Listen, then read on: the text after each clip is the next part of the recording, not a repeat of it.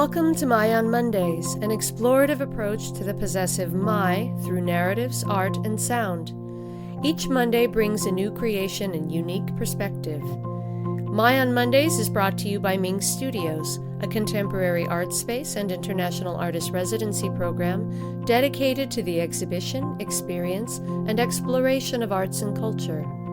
Along with exhibiting artists from around the world, Ming also serves the community by hosting innovative programs including performances, workshops, screenings, readings, artist talks, and other cultural activities. For more information, or if you'd like to participate in My on Mondays, you can visit our website at mingstudios.org.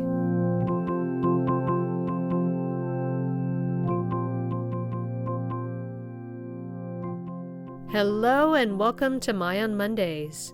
Today we have part 4 of our theme, My Mother, My Father, Myself, with another beloved and frequent contributor to Ming Studios programming. Jodeen Revere is a longtime Boise actor and performer.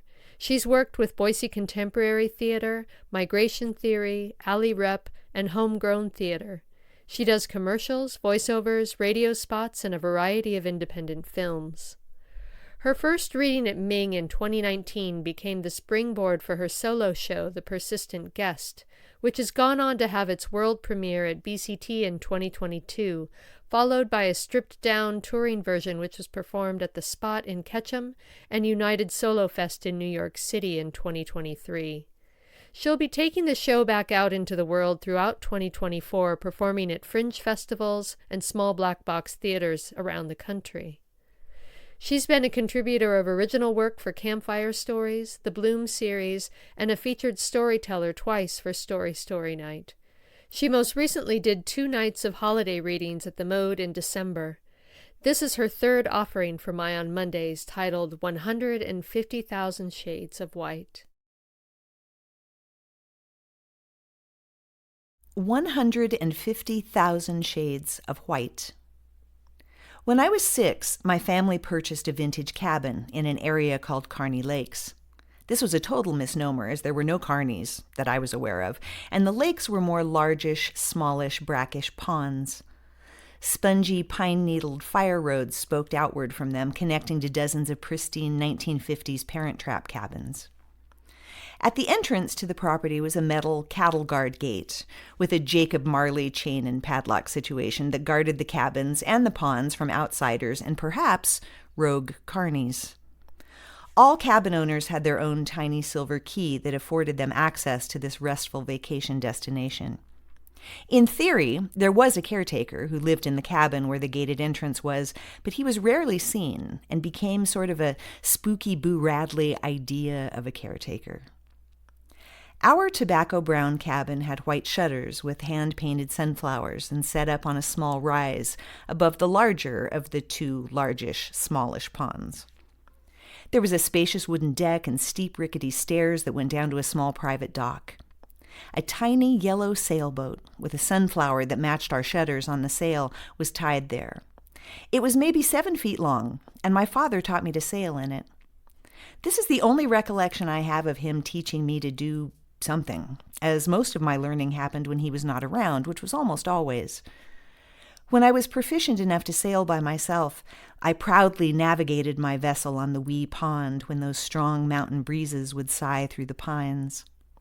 The crackle of the water against the hull, the taut pull in the sail, the thrill of tacking to the opposite shore and back again, a defining moment in feeling capable and independent as a child, and simultaneously bound and close to a man I rarely saw.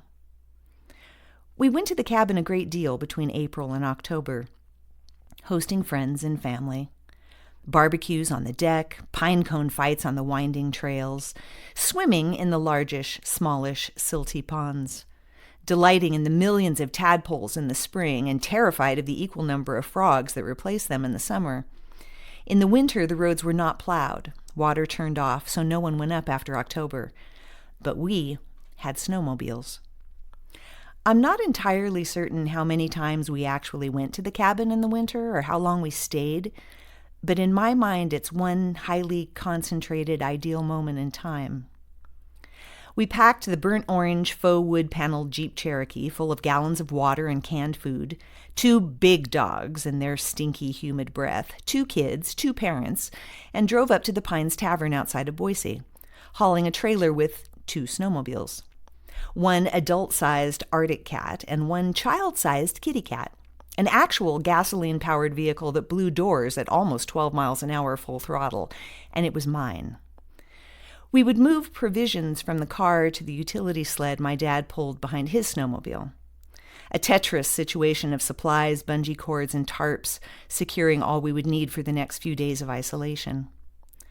Finally, gathering at a long table in front of the fireplace in the frigid bar/restaurant, we would have a lunch of bratwurst and potato salad on paper plates, making sure not to drink too much soda before we climbed into our full-body Michelin Man snowsuits that made it impossible to pee in the great outdoors without getting completely naked. After using functional indoor plumbing for the last time, stocking up on beef jerky, we would ask the proprietors to please send a rescue team if we didn't reappear in 4 days, thereby avoiding a Donner Party scenario, firing up the engines and driving straight into the heart of winter. Years later, when I would read Generation X, Douglas Coupland would reference the smell of gasoline as being the smell of the future. For me, it only ever causes this moment in my past to float shimmering and mirage-like up to the surface of my mind, the tasty tang of engine fumes in the frozen air. It was probably only 20 minutes to the cabin from the Pines Tavern, but we would stop halfway, and my mom and I would trade places. Once the engine sputtered and cut out, a roar of silence would fill the air, the deep snow swaddling and softening all sound, the creak of the pines, the almost audible sound of bone-white snowflakes accumulating. You understood how there really could be 150,000 shades of white. Heading off again, my mom would ride my tiny snowmobile, and I would stand on the back of the sled attached to Dad's, pretending that I was an Iditarod musher, singing The Happy Wanderer at the top of my lungs, the winter air swallowing my words. Our dogs, a ghost white Samoyed and a collie, cut through the baby powder snowdrifts like dolphins alongside of us. Arriving at the metal cattle guard gate, opening it with a tiny silver key and locking it behind us, our Narnia time out of time would begin. The uninhabited cabin, musty, the cold inside melancholic, unloading the sled, plugging in the fleet of space heaters. Dad would then start a fire in the big stone fireplace. My brother and I shedding the bulky snowsuits and carefully creeping up ladders in our thermal long johns to our respective open lofts that flanked either side of the vaulted ceilinged open living area. These loft areas like indoor treehouse platforms. I longed for jungle vines like the Swiss Family Robinson to get from side to side. Our jobs were to check the mouse traps, sweep away cobwebs, and pull fresh bedding from the cedar chests. The ironwood stove in the kitchen was stoked and lit. Water for powdered Swiss Miss hot chocolate was set to boil, and canned chili in green enamel pans were soon bubbling.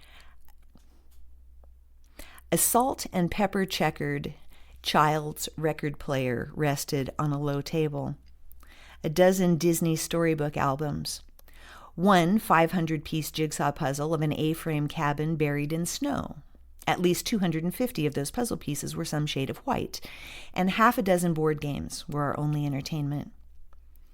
The roll of the dice, the slap of cards for Monopoly, Masterpiece, Life, and Clue. The comforting voice of Rex Allen on the scratchy LP, unspooling the thrilling saga of Teo the Siamese cat, Bodger the bull terrier, and Lua the Labrador from The Incredible Journey. No television, no phone. Dad, who was always gone, or home with a telephone receiver attached to his ear, was our captive. He could not go away or talk to other people or work. He had to be with us. He had to inhabit this one-bedroom snow globe with us. Laying in my tiny dormered loft, under my red and blue gingham quilt upstairs in the cabin, in the deep, silent, bone-white winter, hearing the crackle of the fire and the hushed tones of my parents' voices rising upward, I was the happiest I'd ever been. We were all together like a real family, a little house on the prairie kind of family, the best kind. I drifted off to sleep praying that it would always be just like this. I imagined for a long time that this was the reality of who we were as a family, if only he was home all of the time.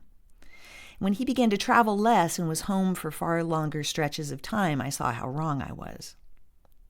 Although initially novel and thrilling, the discomfort my father felt in our presence for any sustained period of time without myriads of distractions at his disposal was palpable. An anxiety and sadness began to settle over me, my mom, my brother. In theory, he loved the idea of a family. It was the reality of one that was problematic. We spent so much time, just the three of us, Dad always gone, that we had a particular rhythm, an understanding of how things worked that he had no clue about. My father became the third child when he was home. My mother unwittingly became the outlier. When Dad was home, it became us against her. But once the initial shine of Dad's presence wore off, allegiances shifted again. Itching to be on the road in his exciting outside rock star life, and as that longing became clear to us, we silently turned on him, missing the ease of how life worked without him in the mix. He was the circus dad, Disney dad, let's go to Pojo's dad. And all we really wanted was his attention, which he could not provide, so we embraced the unpredictable carnival ride that he was instead. An endless cycle of missing, longing, reunion, ecstasy, disillusionment, departure, relief, and peace. Repeat, repeat, repeat. This whitewashed Norman Rockwell memory of the cabin in winter resides inside of a Viewmaster in my mind. The pondlet in front of the dock swaddled in bluish-white alabaster snow. The rounded, creamy seashell mounds of trees, fence posts. Dutch white smoke snaking from the chimney. Vanilla candles and kerosene lamps casting an inviting warm light through the corn silk lace curtains. Layers of parchment, coconut, vanilla, pearl, magnolia, and meringue glowing and bouncing in the moonlight, seared and sealed in my memory and my heart. I stare until my eyes burn and lose focus. I blink. I click the Viewmaster, and there's nothing but a blinding milk spill of emptiness on the next slide.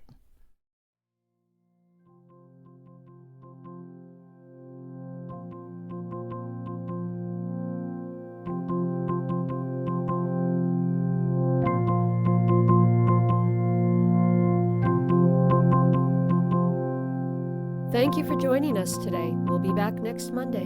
Tune in.